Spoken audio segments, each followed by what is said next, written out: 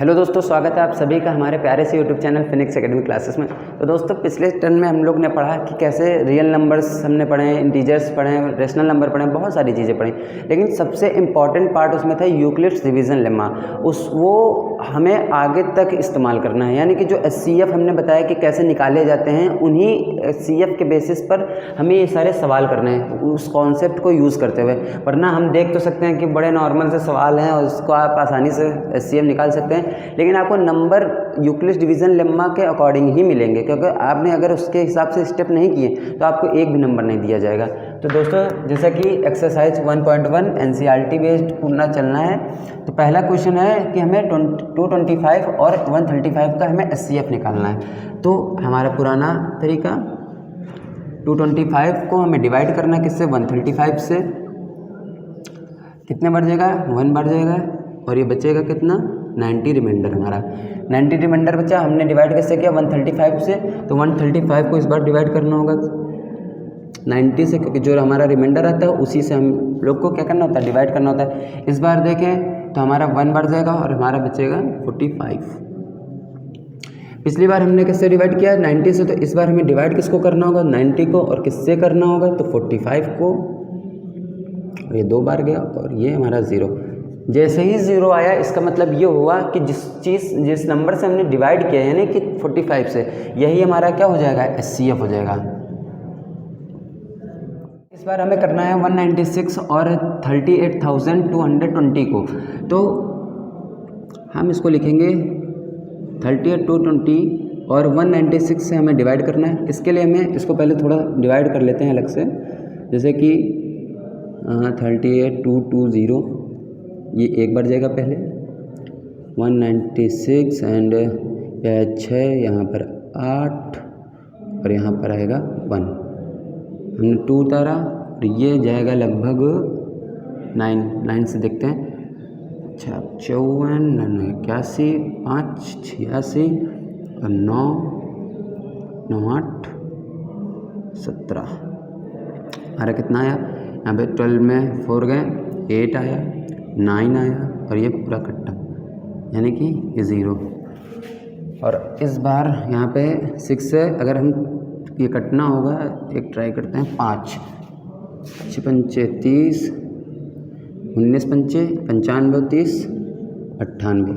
देखिए यहाँ पे ये पूरा कट गया, यानी कि कितने बार जाएगा ये, 195 बार। ठीक है, 195 बार गया प्लस 0, हमारे पास रिमाइंडर ही क्या बच गया, 0 गया। अब रिमाइंडर पहले ही इक्वेशन में हमें क्या हो गई, 0 मिल गई है, तो हमने डिवाइड किससे किया था, 196, यानी 196 ही हमारा क्या हो जाएगा, एचसीएफ हो जाएगा। अब देखते हैं थर्ड वाले क्वेश्चन में क्या होना है। 255, 8, 6, 7 ये दिया गया है।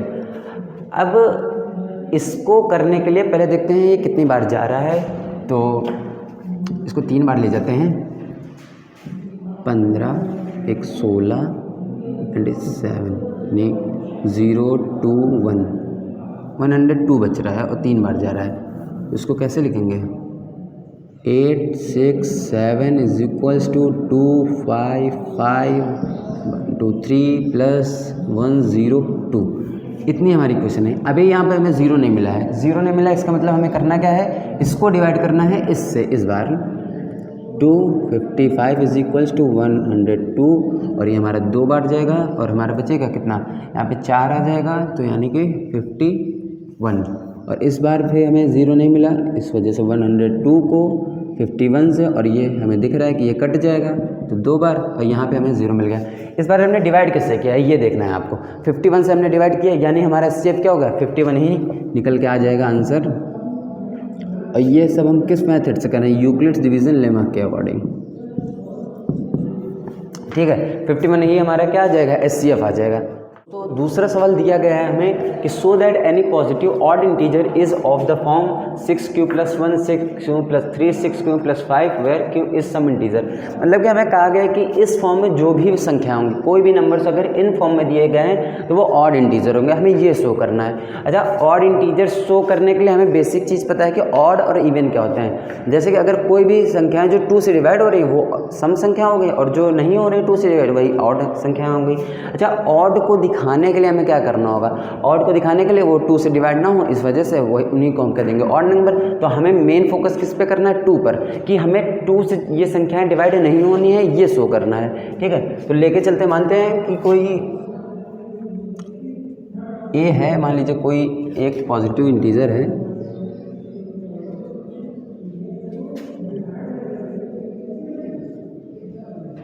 मानते हैं कि ए कोई पॉजिटिव इंटीजर है जिसको हमें डिवाइड करना है किससे, 6 से, क्योंकि 6 सबके मल्टीपल में है, यानी कि हमें डिवाइड किससे करना है, 6 से।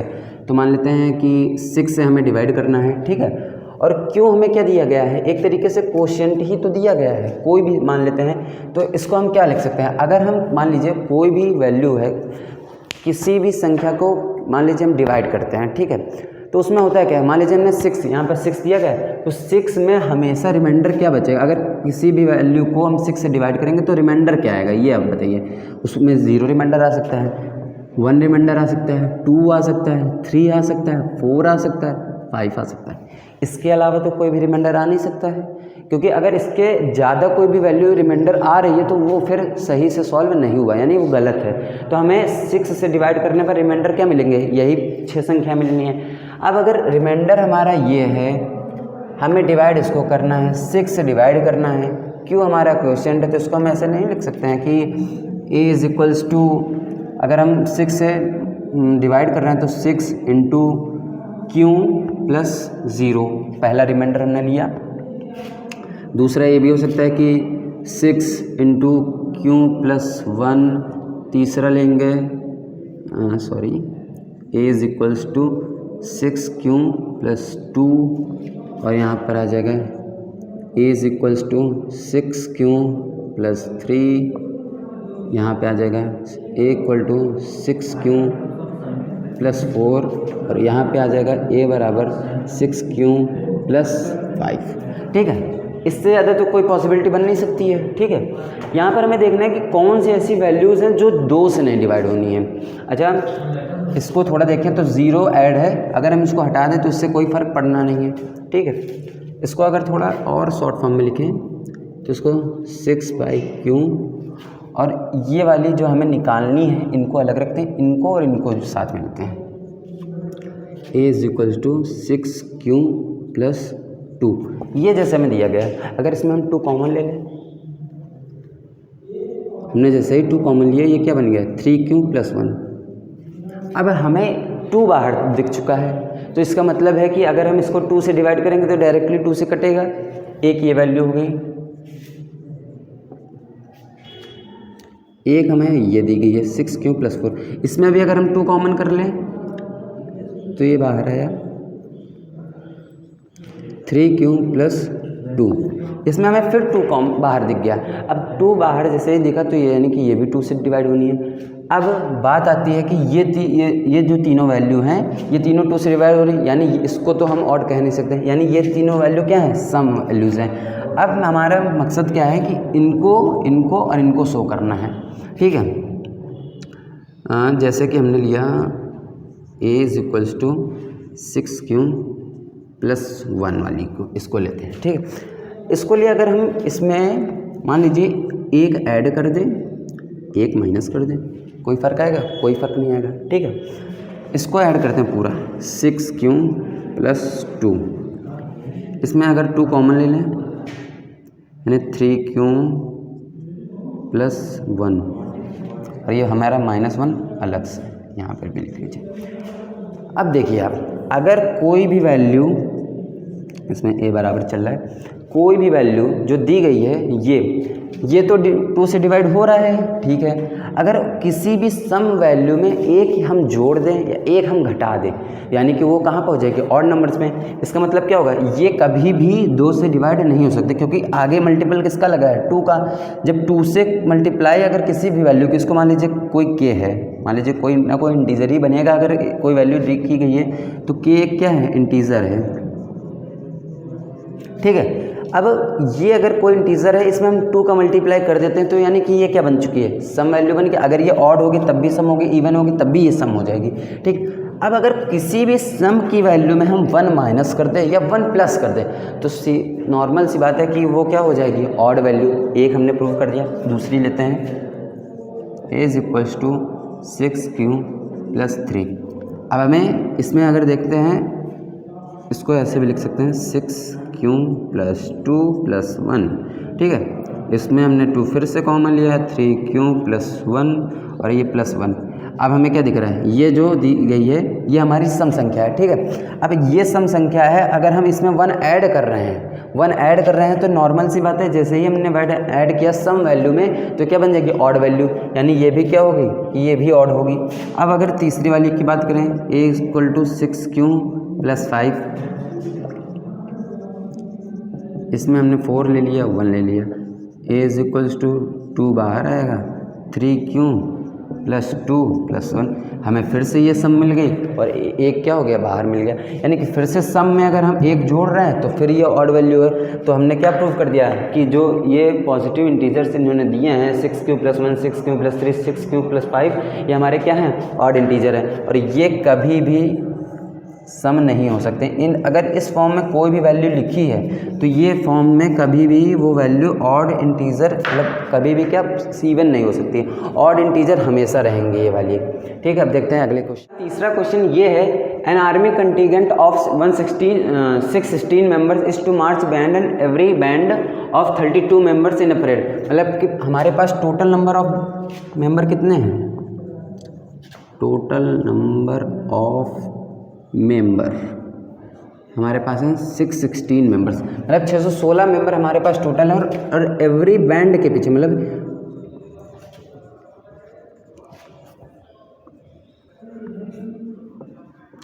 और हर एक बैंड के पीछे हमें 32 मेंबर रखने हैं। मतलब कि हमें ये बताना है कि 616 मेंबर्स जो हैं उनको हमें हर एक बैंड, एक परेड में रखना है, ठीक है। और हर एक बैंड के पीछे हमें 32 मेंबर रखने हैं। तो ये पूछ रहे हैं कि मैक्सिमम कितनी कॉलम्स हम बना सकते हैं। मतलब कि मान लीजिए 1 2 3 ऐसे है, मतलब कितनी हम लोग कॉलम्स बना लें कि 32 मेंबर हर बैंड में आ जाए, ठीक है। तो ये हमें निकालना है।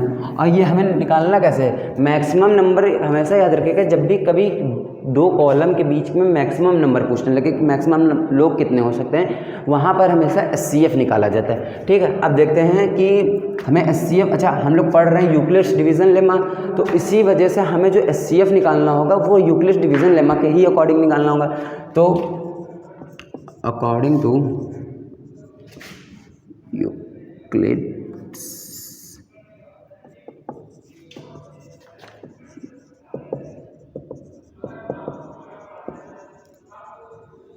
लेमा, इसके अकॉर्डिंग हम कैसे करते थे, हमारे पास छोटी वैल्यू क्या है, 32 है और 616 टोटल मेंबर है, यानी कि 616 इज इक्वल्स टू 32। अब ये कितने बार जाएगा, ये हमें सबसे मेन चीज़ है क्या देखनी होगी। साइड में थोड़ा कर लेते हैं, 32 616, ये हमारा पहले जाएगा एक बार, ठीक है। और यहाँ पे आएगा 32 11 9 और यहाँ पे आएगा 2 6। अब ये हमारा जाएगा 9 बार और ये आ जाएगा 9 18 27 और एक 28। यहाँ पे आएगा 16 में 8 बचेगा, ठीक है। यानी हमारा क्वोशिएंट कितना है 19, 8 रिमाइंडर आया, इसको हटा देंगे। 19 क्वेश्चन है और 8 हमारा रिमाइंडर है, लेकिन हमें यहाँ पर 0 नहीं मिला, यानी कि हमें अभी भी HCF नहीं निकला है। तो हमारा हमने डिवाइड किससे किया था 32, यानी कि इस बार डिवाइड किसको करना होगा 32 को, और वो भी किससे करना है तो 8 से। अब हमें पता है कि 4 बार जाएगा और हमारे पास क्या गया रिमाइंडर 0 आ गया। जैसे ही रिमाइंडर 0 आया यानी कि हमारा HCF क्या निकला है 8, और हमें क्या बताना था कि जो मैक्सिमम नंबर ऑफ कॉलम कितने होंगे, तो maximum number of column equal to 8, हमारा 8 ही क्या हो जाएगा आंसर हो जाएगा। ये है कि using Euclid's division lemma so that the square of any positive integer is either in the form of 3m और 3m+1 फॉर सम इंटीजर। ये हमें बताना है कि जो भी अगर हम किसी भी संख्या का स्क्वायर करते हैं, कोई भी नंबर का स्क्वायर करेंगे तो वो किन फॉर्म में आएगा, या तो 3m में आए या फिर 3m+1 के फॉर्म में आए, ये हमें शो करना है। अच्छा, इसको सॉल्व करने के लिए पहले हम एक मानते हैं कि माना कि n कोई इंटीजर है। अब अगर हम देखें तो 3 और 3 यानी कि हम डिवाइड किससे करने वाले हैं, यानी कि 3 से हमें डिवाइड करना है। तो कोई भी इंटीजर हमने लिया n है और q मान लीजिए क्वोशिएंट हो गया और r हमारा क्या हो गया रिमाइंडर हो गया। ठीक है, तो इसको हम कैसे लिखेंगे यूक्लिड्स डिवीजन लेम्मा के अकॉर्डिंग। इसको ऐसे तो लिखेंगे हम लोग n इज इक्वल्स टू 3 से हम डिवाइड कर रहे हैं q प्लस r। अच्छा, जब हम 3 से डिवाइड कर रहे हैं तो रिमाइंडर की पॉसिबिलिटीज़ क्या बनेंगी। मान लीजिए अगर रिमाइंडर की पॉसिबिलिटीज़ क्या हो सकती हैं, r बराबर या तो 0 का है या तो 1 हो गया या तो 2 हो गया, इसके अलावा तो कोई पॉसिबिलिटी हो ही नहीं सकती रिमाइंडर के लिए। ठीक है, अब अगर हम स्क्वायर करते हैं तो क्या आएगा, यहाँ पर होल स्क्वायर लगाया जाए, यहाँ पर स्क्वायर लगाया। अब देखते हैं यहाँ पे आएगा 9q² plus r square plus 2 × 3q × r। ठीक है, यहाँ पे n स्क्वायर बराबर क्या हो गया 9q² plus r square plus 6qr। ठीक है, अब ये चीज़ आपको समझ में आ रही है कि हमने स्क्वायर किया और हमारे पास ये आ गया। अब हम रखते हैं कि केस 1 जैसे r की वैल्यू, केस 1 में माना कि हमारी r की वैल्यू क्या है 0 है, तब क्या होगा n स्क्वायर बराबर 9q², यहाँ पर r हमारे पास है नहीं। अब r स्क्वायर 0 का स्क्वायर क्या होगा 0 ही होना है, और यहाँ पर भी r मल्टीप्लाई में है तो क्या होना है 0, मतलब कि n square is equals to क्या आ गया 9q²। अब अगर हम देखें तो 9q² को हम ऐसे भी तो लिख सकते हैं कि n square is equals to 3 बाहर ले लें और ये 3q²। अगर इसको हम जैसे उनके क्वेश्चन में m कोफिशिएंट लिया है तो हम भी मान लेते हैं फिर m, तो इसको अगर हम m कह दें तो ये क्या फॉर्म आ गया है n square is equals to 3m, यानी कि हमारा जो किसी भी वैल्यू को स्क्वायर जैसे ही हमने किया तो किस फॉर्म में आ गए 3m के फॉर्म में आ गई। अच्छा, दूसरी केस लेते हैं, जैसे r की वैल्यू 1 दी गई है, केस 2 में r की वैल्यू 1 माने तो हमारे पास क्या था n square is equals to 9q² plus, अब r की वैल्यू है तो r को स्क्वायर करेंगे तो 1 आएगा प्लस 6q, क्योंकि हमारे पास r की वैल्यू क्या है 1, तो 1 रखेंगे तो कोई फर्क पड़ना नहीं है। अब इसमें देखें तो हमें करना क्या होगा कि n स्क्वायर है हमने लिया इज इक्वल्स टू लगा, अब हमें इसको फिर से क्या बनाना है 3m बनाना है या तो 3m+1, क्योंकि हमें शो यही करना है। अब अगर बात करें तो 9q² प्लस 6q, अगर हम बाहर कर दें 1 को, इसमें कॉमन ले लें n square is equal to 9q², sorry इसमें अगर 3 कॉमन ले लें तो यहाँ पे अंदर क्या बचेगा 3q² प्लस 2 प्लस 1। इसको अगर हम इनके अकॉर्डिंग m मान लेते हैं, जैसे ही हमने n माना ये हो क्या गया n square is equals to 3m+1, यानी कि जब हमारा रिमाइंडर 1 लिया, इस बार हमने दूसरी पॉसिबिलिटी ली और यहाँ पे हमें क्या मिला कि इसकी भी अगर स्क्वायर करें तो हमें फॉर्म कौन सा मिल रहा है 3m+1 के ही फॉर्म में मिला। अच्छा, एक और पॉसिबिलिटी बनती है, इससे चेक कर लेते हैं केस 3, जिसमें हमारा r क्या है 2 है। अब अगर फिर से हम स्क्वायर की वैल्यू में रखते हैं तो n square is equal to 9q² plus, अब 2 का स्क्वायर करेंगे तो कितना आएगा 4 प्लस यहाँ पर 6q और यहाँ पे मल्टीप्लाइड बाय क्या है r, यानी कि यहाँ पे क्या आ जाएगा 12q। अब बात करते हैं आगे। तो एन क्यू स्क्वायर, इसको 9q स्क्वायर फिर से इसी तरह लिखेंगे। उसके बाद 12q लिख लेंगे प्लस 3 और प्लस 1, इसको अलग अलग लिख सकते हैं ना। यहाँ पर एन स्क्वायर बराबर फिर क्या हो जाएगा 3, अगर एक बार फिर कॉमन ले लें यानी कि 3q स्क्वायर प्लस 4q और यहाँ पर क्या आ जाएगा हमारा 1, ब्रैकेट लगाया 1। इसको अगर हम इनके अकॉर्डिंग फिर से कोफिशिएंट को m मान लें तो ये बन क्या जाएगा एन स्क्वायर बराबर 3m प्लस 1। यानी कि क्या पता चल रहा है कि अगर हमारे पास किसी भी इंटीजर, कोई भी इंटीजर A to Z कोई भी इंटीजर लेते हैं, अगर इसको स्क्वायर करते हैं तो हमारे फॉर्म क्या आएगी, या तो 3m आएगी या तो 3m प्लस 1 आएगी। इसके अलावा और कोई फॉर्म में इस आपका स्क्वायर नहीं निकलेगा। तो दोस्तों 5वां सवाल, एक सवाल बचा है। आपको पिछला वीडियो और इस वीडियो के अकॉर्डिंग जितनी भी चीज़ें बताई गई हैं उसको देखकर आपको एक 5वें सवाल का जो आंसर होगा वो आपको कमेंट बॉक्स में डालना है। और जो भी क्लास आपको आज पढ़ाई गई है या आपको कैसी लगी कमेंट बॉक्स में ज़रूर बताइएगा। तब तक के लिए जय हिंद, जय भारत दोस्तों।